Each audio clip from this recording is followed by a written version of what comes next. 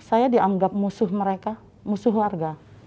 Saya dianggap ular kepala dua, dianggap penjual kampung, dianggap pengkhianat. Tetangga sendiri, sahabat sendiri, barangkali teman main sendiri. Ke ibu sempat nggak percaya ya? Saya selalu suarakan, di mana hukum kami, di mana hukum kita.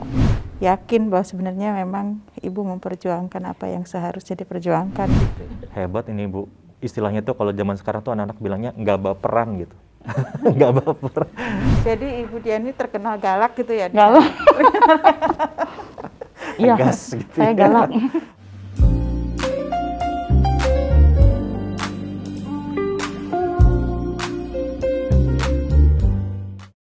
Halo teman aksi hidup baik.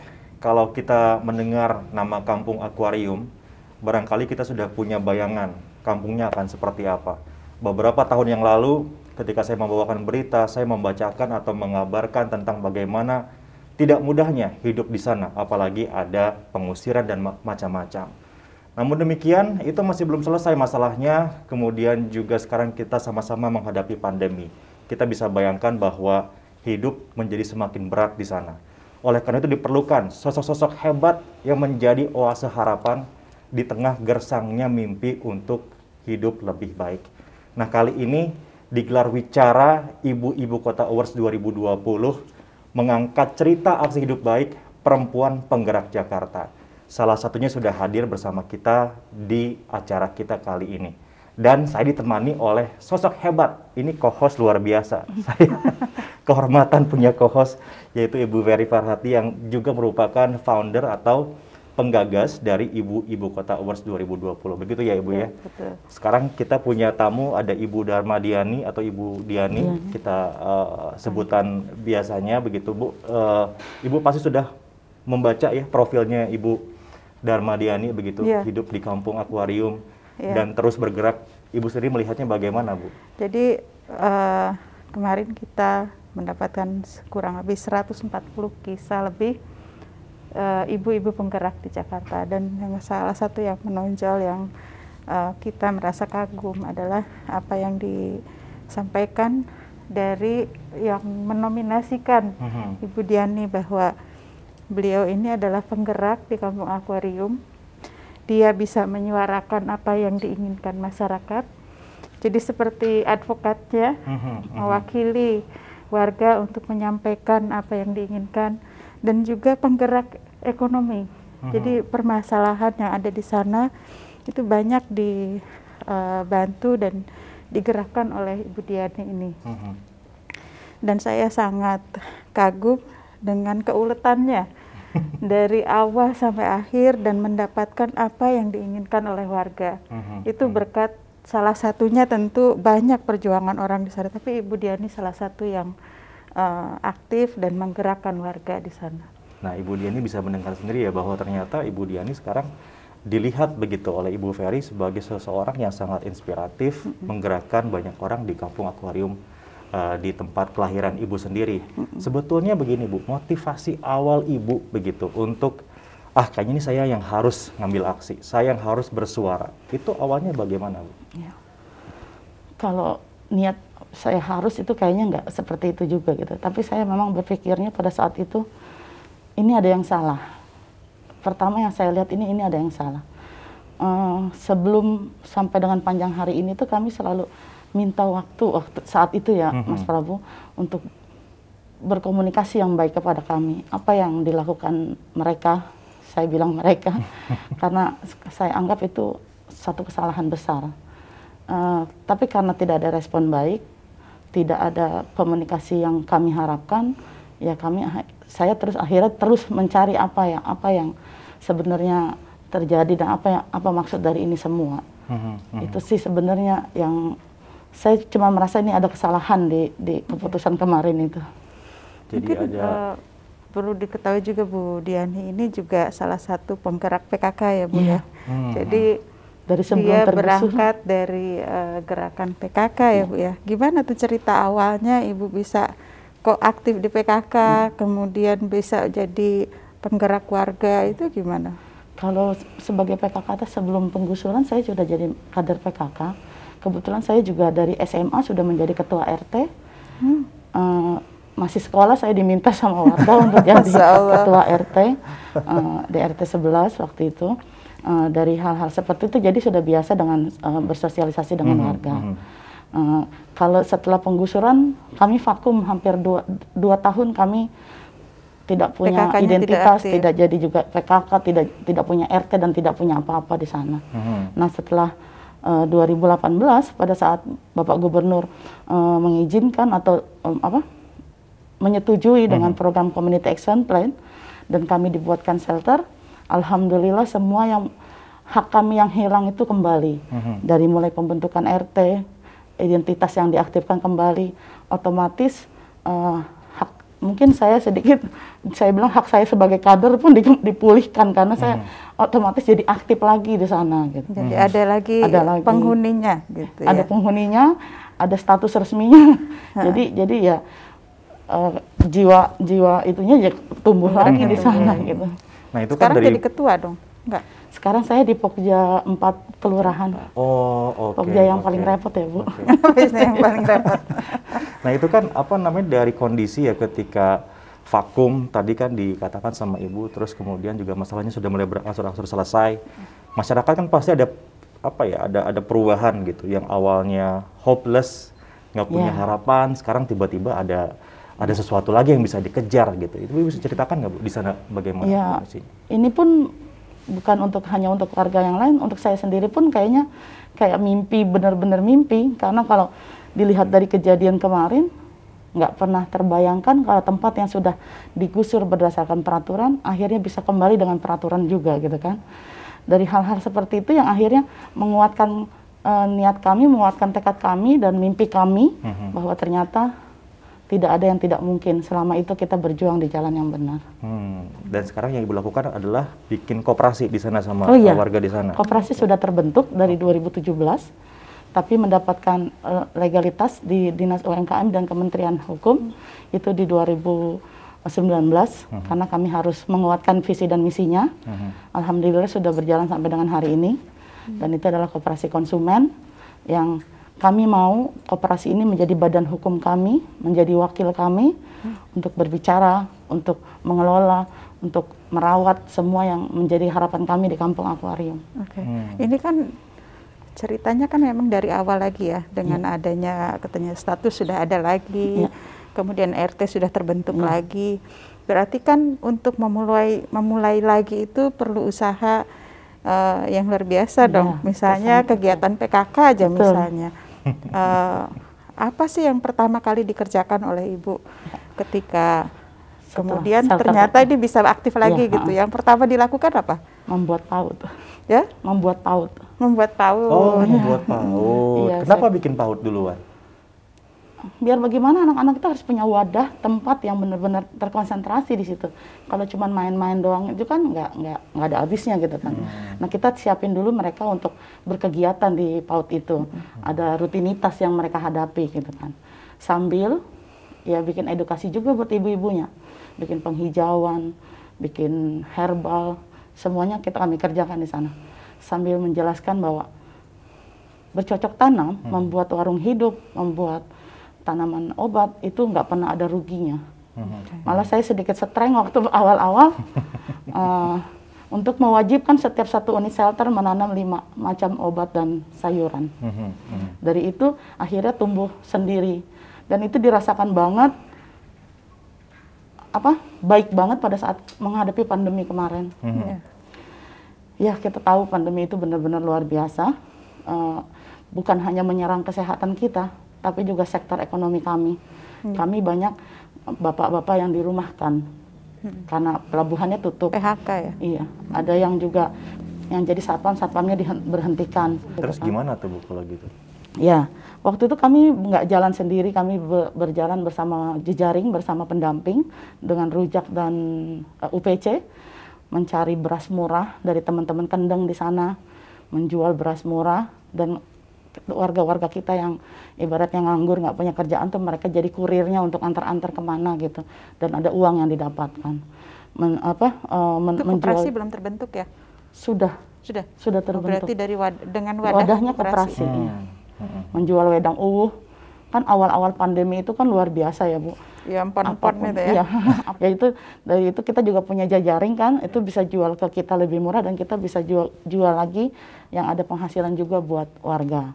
Alhamdulillahnya untuk segi ekonomi di rumah karena kita bercocok tanam, ada terong, ada cabai, ada daun bawang, seledri, sayur-sayuran lainnya, otomatis itu juga mengurangi dampak ekonomi yang kami rasakan kemarin. Jadi ada ketahanan pangan Ada ketahanan pangan. Nah, itu kan yang menarik, idenya sudah ada nih ya, ada koperasi ya Bu ya, terus bikin tanaman herbal dan macam-macam. Tapi yang susah ini kalau saya juga pengalaman nih, ngajak warga itu kan nggak gampang. Ngajak ibu-ibu, ngajak bapak-bapak untuk ayo sekarang kita nanam ini, nanam itu gitu. Itu gimana ceritanya Bu? Ada cerita apa waktu lagi proses ibu ngajak Ada cerita mereka? ngomel di sini. Karena biar bagaimana ya, saya akui mungkin saya agak sedikit tegas di situ kan, karena yang kita lihat kita ini kan sudah hancur. Kita ini kan sudah ngerasain perihnya kemarin seperti apa.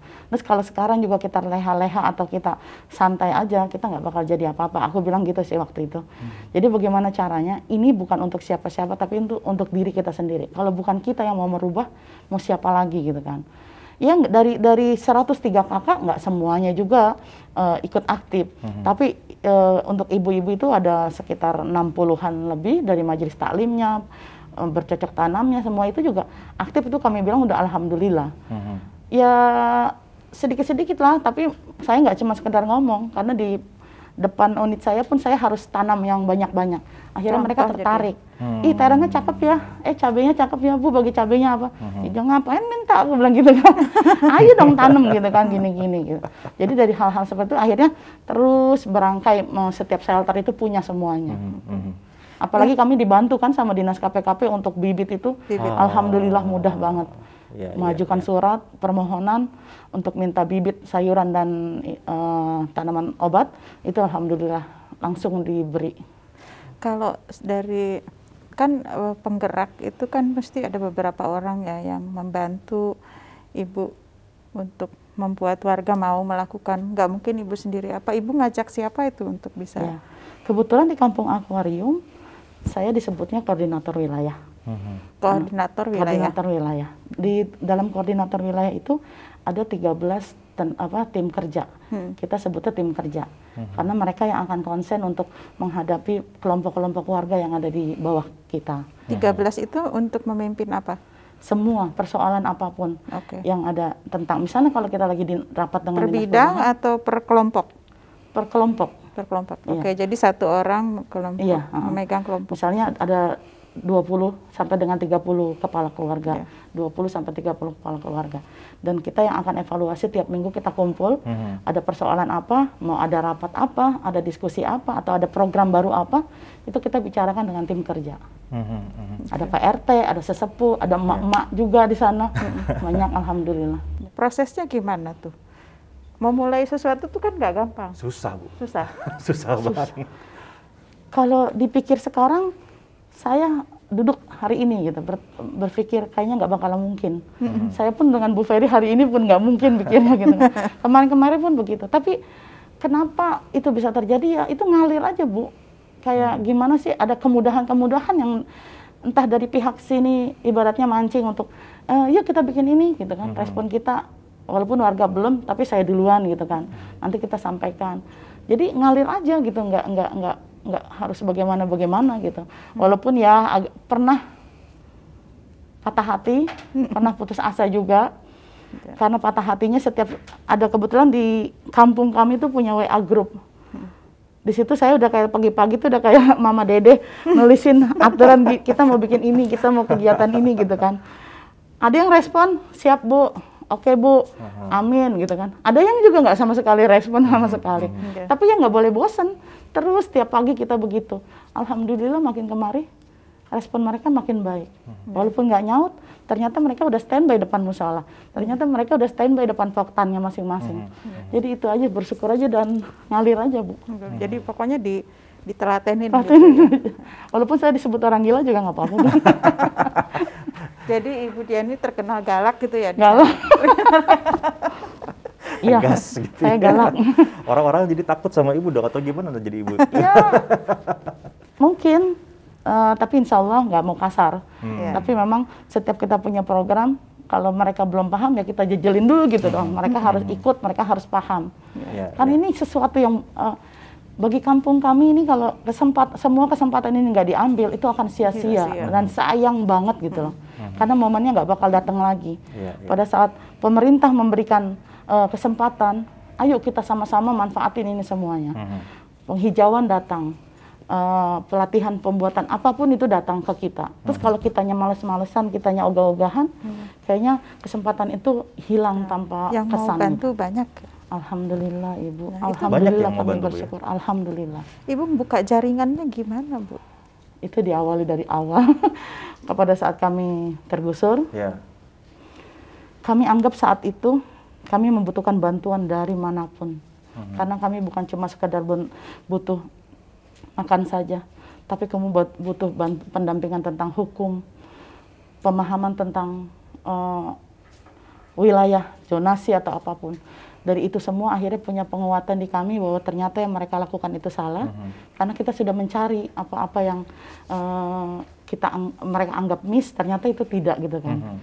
Nah, dari itu kita pelihara hubungan baik dengan Rujak, dengan JRMK, dengan UPC, dengan aktivis lainnya, dengan parpol pun, dengan anggota dewan pun, kami semua ibaratnya kami pelihara apa yang menjadi program mereka atau apa yang menjadi keinginan kami, insya Allah bisa bersinergi dan itu kita tunjukkan bahwa kita komitmen dan kita terus jalan bersama mereka. Ini menarik ya Ibu Ferry, maksudnya kalau dengan ceritanya Ibu Diani tadi itu, ini perempuan menjadi koordinator wilayah gitu di satu kampung yang bisa dibilang kampungnya kompleks masalahnya, kompleks banget masalahnya itu, dan Ibu bisa melakukannya tadi ya, bicara tentang organisasinya dan macam-macam gitu. Bu Ferry punya pendapat nggak dengan sosok Ibu Diani? Yang saya ini gimana tuh Bu, awalnya Ibu kemudian dipilih jadi koordinator, apakah memang Ibu salah satu yang vokal atau mungkin ada berapa orang gitu yang kemudian menggerakkan untuk menghadapi, kan nggak mungkin sendiri kan Bu? Iya, nggak mungkin. Sebenarnya di awal-awal penggusuran itu saya dianggap musuh mereka, musuh warga. Kok bisa gitu? Ya. Musuh warga? Iya, saya dianggap ular kepala dua, dianggap penjual kampung, dianggap pengkhianat. Itu beban buat saya.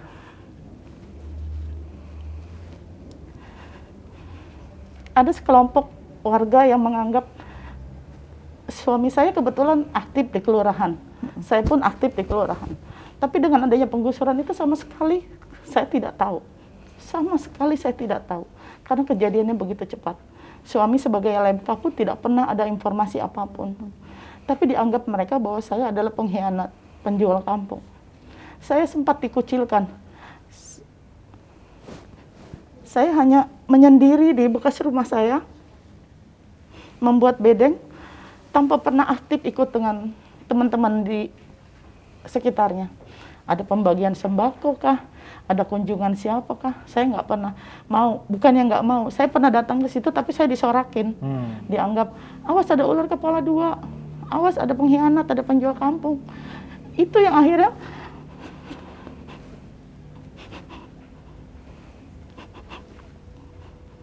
pasti berat sekali. Menguatkan tekad saya, menunjukkan ke mereka bahwa saya tidak sama seperti yang mereka katakan.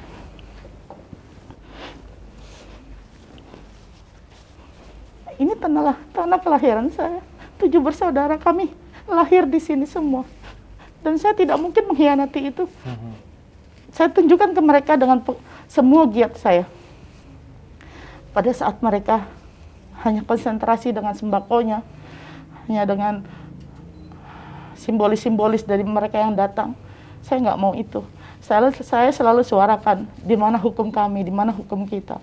Akhirnya pada saat LBH Jakarta ditolak dengan kelompok itu, saya maju bersama LBH Jakarta untuk memperjuangkan kampung kami, berstrategi di sana.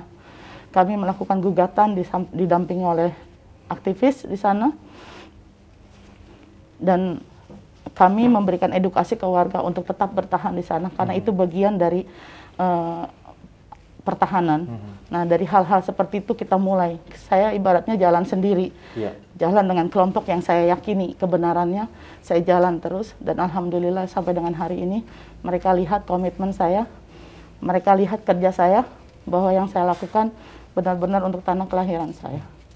Saya rasa prosesnya pasti berat ya Bu ya menghadapi itu semuanya, apalagi tetangga sendiri, sahabat sendiri, barangkali teman main sendiri. Ke Ibu sempat nggak percaya ya dengan Udah, keadaan karena ini itu. benar-benar udah caci maki. Ya, karena dikira Iya, pengkhianat, penjual kampung. Itu Karena saya aktif di kelurahan, bapaknya aktif di kelurahan, jadi disangkanya mengetahui penggusuran itu. jadi sekarang ibu, bapak aktif sebagai penggerak di sana. Ya, kalau suami dia lebih ngalah diam karena harus jaga anak-anaknya, ngeliatin saya aktif jalan sana sini, jadi harus ada yang kontrol di rumah. Ya. Putra berapa, Bu? Putri saya yang putri pertama, yang ketiga laki-laki. Yang putri itu perawat di rumah sakit swasta. Yang nomor 2 lulus SMK, yang nomor 3 SMP, dan yang bungsu kelas 6 SD. Kalau sekarang warga gimana melihat sosok Ibu Diani sendiri begitu dengan adanya perubahan ini dan juga apa yang sudah Ibu perjuangkan gitu. Ibu melihatnya seperti apa mereka menganggap Ibu? Alhamdulillah, responnya makin baik. Setiap untuk rapat, setiap kita bicara, mereka mau mendengarkan dan mentaati. Bukan cuma ya ibaratnya nggak ada lagi kayak dulu gitu. Itu udah jauh banget beda. Jadi sekarang warga sudah percaya lah ya sama Insya Ibu Allah. begitu ya. Mungkin tanya warganya. Jadi kegigihan ibu, keuletan ibu, kemudian yang membuat warga menjadi lebih yakin bahwa sebenarnya memang ibu memperjuangkan apa yang seharusnya diperjuangkan gitu ya. Tapi sebetulnya apa sih Bu yang maksudnya gini, sampai Ibu segigih itu gitu. Ini kalau saya lebih tergelitik dengan itu ya. Kalau mungkin orang biasa akan mundur aja, ya udahlah gimana, masing-masing aja deh gitu. Itu Sekarang juga yang Ibu, dibilang bapaknya, ngapain sih gitu, kita udah caci maki seperti ini, ngapain juga bertahan, insya Allah rezeki ada di tempat lain gitu kan. Tapi saya nggak mau itu tempat kelahiran saya, Mas. Itu bukan cuma sekedar ekonomi, bukan sekedar rumah, tapi ada sejarah di situ. Bagaimana bapak saya membangun pasar ikan juga, ikut aktif di koperasi pedagang pasar ikan. Dan kami nggak punya rumah kedua, ketiga gitu. Kami nggak punya cerita itu gitu. Jadi benar-benar ada di sana jiwanya. Jadi kayaknya nggak mudah dan nggak gampang untuk meninggalkan itu. Mama saya itu sakit itu berbulan-bulan. Dia tinggal di sana dari dia umur 28 tahun. Sampai dia harus tergusur, umurnya itu sudah 60-an lebih. Katanya dia itu merintis dari awal gitu, dari nol. Bagaimana pelabuhan, bagaimana pelelangan, bagaimana kios di sana. Jadi kalau saya anggap kami ini bagian dari sejarah di sana. Jadi bukan hanya ekonomi, bukan hanya kebutuhan tempat tinggal, tapi sejarah yang sangat penting di sana. Iya, dan sudah mulai terasa sekarang ya hasilnya Bu. Nah sekarang setelah pandemi gitu, ini kan masalah baru lagi nih Bu ya. Ada pandemi, itu masalah yang lama belum selesai juga. Nah ini ada pandemi. Gimana Bu, ini ngebangkitin lagi semangatnya warga untuk ngadepin pandemi? Makanya di awal-awal sebelum, waktu itu saya ingat banget, waktu rame-rame mulai pandemi ini jadi isu gitu, waktu itu Pak Gub tuh belum putuskan untuk PSBB. Tapi saya harus putuskan di kampung untuk karantina mandiri. Bulan apa itu? Di bulan Maret. Iya, itu di bulan Maret. Kebetulan kampung kami kan sering dapat kunjungan dari luar, tamu-tamu dari luar, atau mahasiswa atau pelajar dari mana. Di bulan Maret itu kami harus menolak 3 kunjungan, Jerman, Kanada, dan Jepang. Jepang waktu itu harusnya buat field school lagi, tahun ketiga. Tapi dengan berat hati kami menolak. Karena waktu itu juga belum ditutup antara Jepang dengan Indonesia. Itu sesuatu yang aneh di warga. Karena kampungnya kan dipakein gerbang gitu kan, dipakein portal gitu kan. Siapa yang mau masuk, siapa yang mau keluar, kerja di mana, apa di mana, itu kami bikin identifikasi gitu di data. Kalau misalnya dia kerjanya di pasar pagi, dia harus siapkan dirinya untuk bersedia jauh dulu dari keluarganya. Atau misal kalau dia pulang, keluarganya itu harus siapin peralatan mandinya di luar sana, nggak boleh masuk ke dalam dulu. Tinggal masuk aja gitu, nggak boleh. Itu juga baru-barunya itu benar-benar ditolak saya sama warga. Malah waktu itu saya pikir nggak bisa kalau terus-terusan begini. Saya bilang, sampai bilang nggak usah kerja ke sana gitu, kalau bisa diem dulu di rumah. Tapi kan nggak mungkin gitu kan, kebutuhan mereka kan nggak mungkin belum kita ada ini. aturannya. Iya. Terus sampai dia bilang, emangnya saya kayak ibu, maksudnya ibu kan dagang di rumah gitu kan. Emang siapa yang mau kasih makan gitu kan, gini. Saya bilang gini, oke, saya akan usaha kemana gitu untuk cari pengganti itu. Tapi kalau misalnya sampai kenapa-napa, kamu mau nggak ganti nyawa orang? Sampai segitunya gitu untuk kasih pemahaman ke warga. Tapi akhirnya mereka paham bahwa yang saya lakukan itu bukan karena keegoisan saya, tapi hanya untuk kebaikan warga. Nah, saya juga waktu itu bersama Jejaring untuk membuat program di kitabisa.com untuk membantu mereka-mereka yang memang harus dirumahkan dulu karena tempat itu benar-benar berbahaya gitu, terlalu padat, terlalu kita tidak pernah tahu siapa yang ketemu kita, siapa yang berhubungan dengan kita di tempat itu gitu. Yaitu alhamdulillah sampai dengan 3 bulan kita bekerja sama untuk mencari bantuan untuk mereka-mereka yang terpaksa dirumahkan. Kalau untuk seperti ini Bu Ferry, dengan adanya pandemi ya, tapi kan sudah ada koperasi sebetulnya. Kira-kira apa yang bisa dimanfaatkan gitu ya dari koperasi itu supaya juga bisa membantu ekonomi warga sekitar gitu Bu? Ya. Tentunya yang Bu Diani lebih tahu tentang itu, tapi yang saya kagum itu ya bahwa kesadaran akan dalam melihat situasi itu yang dipertimbangkan adalah keselamatan warga, termasuk ketika pandemi. Betul. Kemudian koperasi ini juga dibentuk kan dari warga untuk warga ya. Sekarang untuk warga. Bagaimana visionernya Ibu Hebat ya. Diani ini bahwa ini kampung saya ini, tapi dia pikirin semuanya. Kalau bisa yang tidak harus bekerja ya dicarikanlah penggantinya.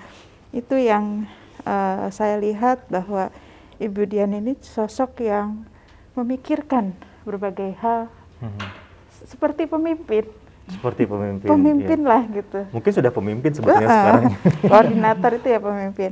Artinya penggerak. Kami tim Bu, Pak, tim. Saya nggak pernah mau bilang bahwa saya adalah pemimpin di sana, walaupun banyak yang akhirnya mendengarkan. Yang 13 orang ini tadi. 13, termasuk Pak RT, kita adalah Pak tim. RT. Biar bagaimana, kita selalu bilang bahwa kita adalah tim, dan saya nggak mungkin jalan sendirian tanpa tim. Harus ada yang menggerakkan. Iya. Hebat ini Bu. Istilahnya tuh kalau zaman sekarang tuh anak-anak bilangnya nggak baperan gitu. Nggak baperan. Sekarang kooperasinya nasabahnya, anggotanya itu semua warga. Semua warga, karena ada warga yang di rusun, kita kan rencana pembangunan itu kan untuk warga semua pemilik bangunan di sana Ibu. Jadi untuk yang di rusun masih ada juga yang belum ikut, tapi sudah ada 187 yang jadi anggota. Oke. Tadi hasilnya selain tanaman herbal itu ya, ada juga yang lain nggak? Misalnya kayak sekarang kan lagi musimnya masker atau hand sanitizer gitu. Iya, itu sebenarnya kami buat atau saya inisiatif untuk buat itu karena pada saat awal-awal bikin nyari hand sanitizer itu di mana-mana tuh susahnya nauzubillah.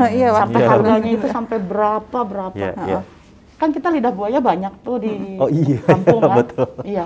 Terus kan waktu itu juga banyak di WA grup atau di YouTube cara membuatnya. Iya, sederhananya. Untuk alkoholnya yang susah akhirnya. Tapi alhamdulillah karena kita berjejaring, kita punya teman di luar sana, mereka kirimkan alkohol ke kami dan kita buatlah itu. Untuk pewanginya, ya itu dari bandingan lidah buaya, alkohol, sampai pewanginya itu punya anak-anak yang di rumah aja kita pakein. Itu, tapi pas udah dapat itu semua, ternyata botolnya lagi yang luar biasa. Masalahnya botolnya nggak ada. Karena botol yang tadinya harganya cuma 1.500, katanya 4.500, 8.000. Jadi gimana nih caranya gitu kan? Nah, karena ini untuk keselamatan warga, gimana caranya mereka punya dan tanpa harus cari-cari, nggak harus beli kemana-mana itu. Oke, dana dari koperasi kita beliin botol, warga hanya ganti untuk botolnya. Botolnya bisa diganti lagi, pakai lagi kan? Nah, kami tetap produksi, kami taruh di jerigen besar. Setiap warga yang butuh, bawa botol kosongnya harus dibawa. Dia harus isi ulang jadinya gitu. Karena kita nggak mungkin beli lagi botolnya. Jadi sanitizernya buat warga gitu ya? Iya. Wah, ini Memang konsepnya luar. menarik nih. Iya. Karena orang susah sanitizer, jadi akhirnya lalai biasanya Bu ya, karena habis, ya udahlah nggak apa-apa kali ini. Tapi kalau sekarang nggak ada alasan lagi karena Nggak ada alasan. Dan kami utamakan buat warga yang memang aktif di luar dan kegiatannya dengan orang banyak. Misalnya ada ibu-ibu yang jualan sayur di pasar, dia harus punya hand sanitizer dan masker. Nah, masker juga awal-awal itu kami nggak buat, tapi kami dapat dari teman-teman jaringan berbagi ke kami, dan itu Masker melimpah. kain ya? Iya, masker kain. Dan dari Pemalang, dari Jogja, dari Bandung, mereka kirim ke kita gitu, ngirim untuk warga Kampung Akuarium, dan itu berlebih. Alhamdulillah kami bagikan juga buat tetangga-tetangga kampung lainnya. Dan tapi kan kita juga berpikir, coba kan kita ada 2 penjahit di Kampung Akuarium, coba kamu bikin gini gitu kan, nanti kita pasarin pakai YouTube atau pakai apa, pakai Facebook atau apa gitu. Modalnya Bu, gini-gini, dia cari kain yang ini aja gitu kan. Ya udah, belajar dari pola itu, kerjain. Alhamdulillah juga 2 penjahit itu masuk ke ininya DKI waktu itu kan membutuhkan masker. Butuh masker, ya. Dan alhamdulillah mereka lanjut dengan program DKI untuk membuat masker karena masuk lolos kualitasnya masuk gitu ke sana. Oh, jadi malahan ini ya, tantangan jadi peluang Jadi akhirnya. peluang, iya. Itu yang bikin masyarakat sekitar juga semuanya. Iya, jadi yang jahit sih 2, tapi mereka ada yang buangin benang, ada yang ngepak gitu. Ya, jadi bagi-bagi rezekinya ya. Semuanya. Masya Allah. Saya harus ke sana kayaknya untuk lihat sendiri Ayo, nih, belajar ayo. langsung. Nih, kalau kita bicara Kampung Akuarium, Mas Prabu juga kan pernah memberitakan. Iya, Tentunya ini jadi sorotan. Itu berpengaruh nggak kepada aktivitas warga?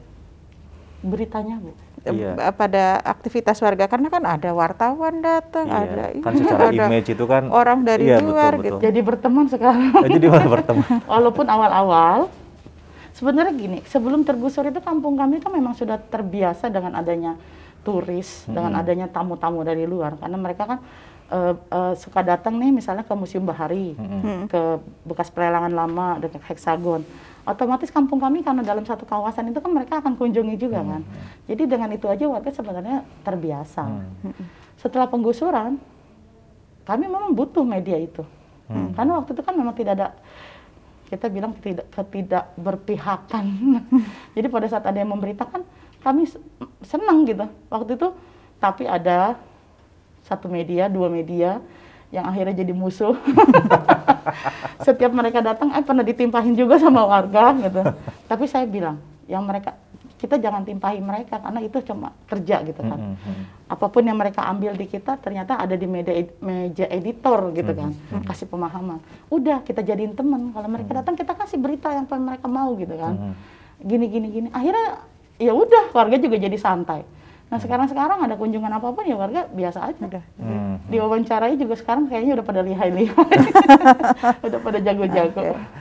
Apalagi di program sekarang ini, di pembangunan kembali kampung kami bukan cuma sekedar jadi kampung, kami harus jadi pusat edukasi juga, atau kami bisa jadi tujuan wisata juga buat di luar sana. Kami nggak mau jadi pelengkap dari Museum Baharinya, Masjid Luar Batangnya, Pelabuhan Sunda Kelapanya, tapi kami juga jadi objek atau Ikon tujuan sendiri, dari wisata itu. Itu sih mimpinya.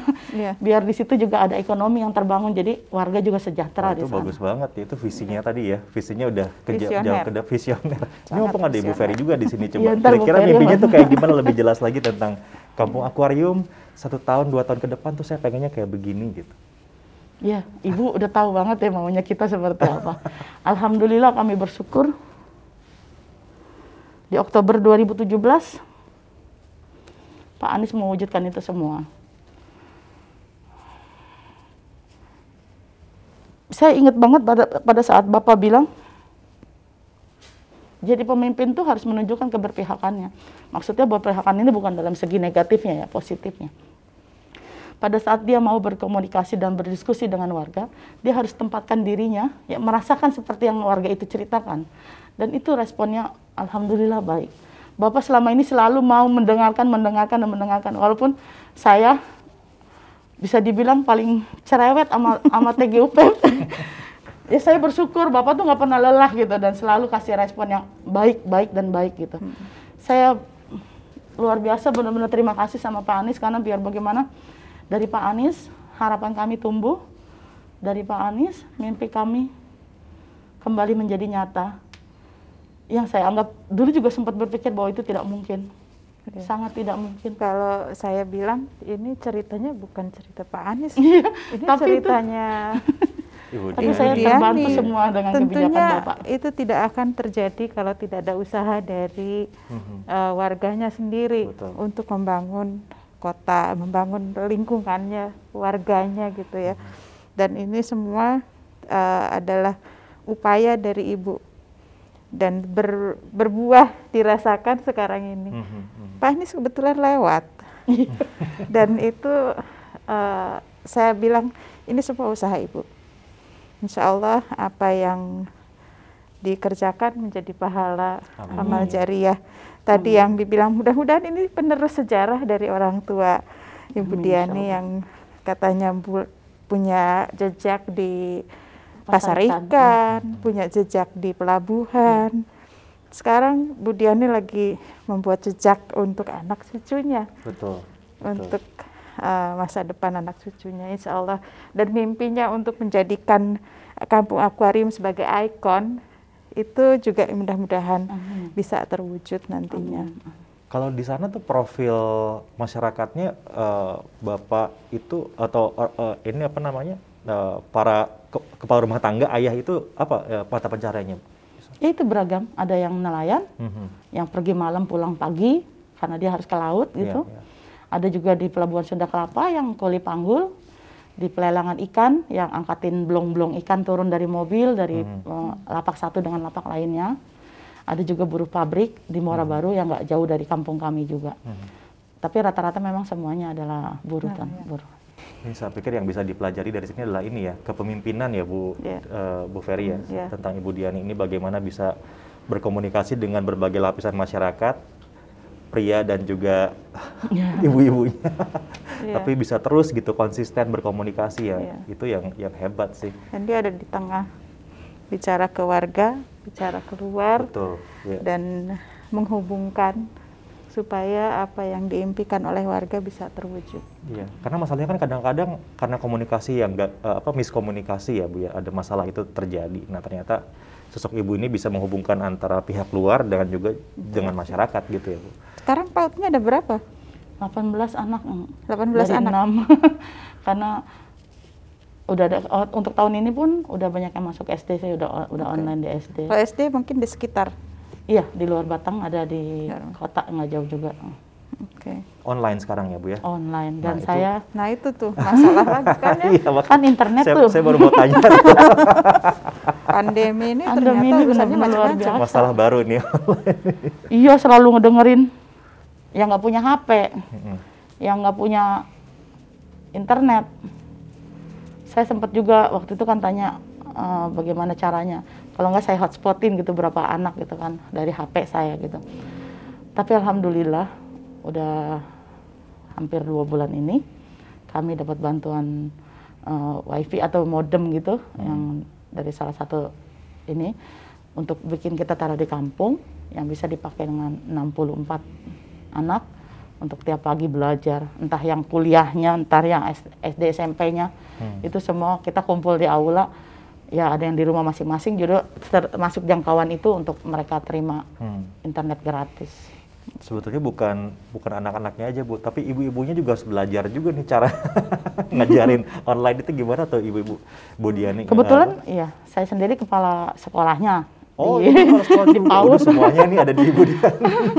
Aduh saya tapi yang ngatur guru-guru ngatur guru PAUD-nya. Dan kebetulan didampingi sama Ibu RW, alhamdulillah tuh Ibu RW-nya juga guru PAUD juga aktif. Yang kita minta, ya kalau saya sendiri mungkin karena keseringan keluar atau gimana, jadi ada ibu-ibu sana, ada 2 juga yang bantu untuk temenin. Yang SD, yang PAUD gitu. Kalau yang SMP sama SMA udah biarin mereka mencari sendiri dengan ininya. Yang penting kita dampingin aja itu semua yang ini. Sampai Pak RT juga temenin juga kadang-kadang kalau lagi belajar. Bu, ini apa namanya? Ya ini mungkin kita udah mau hampir selesai ya Bu ya, tapi saya ingin Ibu Diani kalau diberikan kesempatan untuk berbicara kepada warga sekitar atau warga kampung Akuarium gitu, berpesanlah kepada mereka. Pesan apa yang paling ingin Ibu Diani sampaikan sama warga di Kampung Akuarium? Jaga kekompakan itu aja. Jangan apa, Bu? Jaga kekompakan. Jaga kekompakan. Karena dari itu semua kepercayaan, kekompakan. Karena kalau kitanya nggak kompak, kitanya nggak percaya satu dengan lainnya di dalam itu sendiri, kita akan mudah disusupi dari luar, diganggu yang dari orang-orang yang punya kepentingan sendiri. Oke. Iya. Baik. Nah, mungkin Ibu Ferry bisa memberikan apresiasi ya bagi Ibu Diani dengan semua ceritanya, segala ceritanya. Bagaimana Ibu Ferry melihat sosok Ibu Darmadiani ini? Salah satu sosok penggerak yang luar biasa, yang bisa dari dibenci jadi akhirnya dipercaya. Itu sebuah proses yang luar biasa dalam jangka waktu yang sekian pendek. Kalau dihitung tahun untuk membangun kepercayaan itu kan nggak gampang. Dan harus tahan banting dan punya kemauan yang kuat. Dan ini adalah ciri-ciri seorang penggerak yang kita sangat butuhkan untuk membuat suasana Jakarta menjadi lebih humanis, lebih harmonis, lebih penuh harapan. Tadi Ibu Ferry mengatakan dengan sangat baik, punya harapan. Karena kan harapan itu yang bikin kita terus hidup ya Bu ya. Ketika masyarakat sudah hilang harapan, wah itu susah udah untuk menggerakkannya, dan Ibu ada di situ. Moga-moga Allah selalu membantu dan amin. Jalan keluarnya ada terus. Iya, itu yang saya yakini. Selalu Allah kasih persoalan, pasti ada jalan keluarnya. Moga-moga tetap konsisten di perjuangannya, Ibu Diani. Insyaallah. Kampung Akuarium jadi semakin lebih baik lagi. Kita harapkan seperti itu. Jangan sampai patah semangat. Insya Allah. Jangan sampai patah semangat. Nanti ada Ibu Ferry yang juga terus melihat Ibu Diani juga. Ada perjuangannya. Saya tetap butuh Ibu Ferry dan Bapak. Ya, terima kasih banyak Ibu sudah memberikan inspirasi untuk banyak perempuan di Indonesia tentunya. Terima kasih banyak.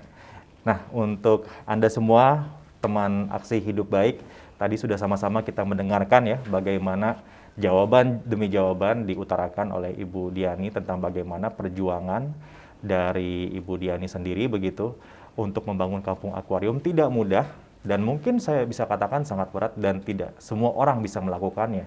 Saya juga tidak yakin apakah saya jika ditempatkan pada posisi yang sama, saya mampu melakukannya. Tetapi dari sini kita bisa belajar banyak tentang pentingnya konsistensi dan juga memiliki harapan. Dan itu yang bisa sama-sama kita pelajari dari sosok seorang Ibu Darmadiani. Masih banyak lagi tamu-tamu hebat, perempuan inspiratif yang akan kami tampilkan di gelar wicara Ibu-Ibu Kota Awards 2020 mengangkat cerita Aksi Hidup Baik Perempuan Penggerak Jakarta. Caranya gampang banget, tinggal subscribe YouTube-nya ya, Ibu Ferry ya. Ibu-Ibu Kota. Ibu-Ibu Kota. Subscribe, kemudian juga berikan komentarnya. Kalau misalnya Anda punya pendapat, juga silahkan kasih di kolom komentar. Ramaikan ceritanya. Setuju. Jangan lupa untuk viralkan. Nah, ini cerita baik yang harus diviralkan. Yang viral itu harus yang baik-baik sebenarnya seharusnya. Viralkan dengan hashtag Aksi Hidup Baik, hashtag bergerak bersama Ibu-Ibu Kota, dan hashtag Simpul Kekuatan Jakarta. Acara ini akan selalu tayang hari Sabtu dan Minggu pukul 19 waktu Indonesia Barat di channel YouTube Ibu-Ibu Kota. Terima kasih banyak Ibu Diani, terima kasih banyak. Ibu Ferry juga terima kasih banyak. Ya, kita ketemu lagi di tayangan berikutnya. Sampai jumpa.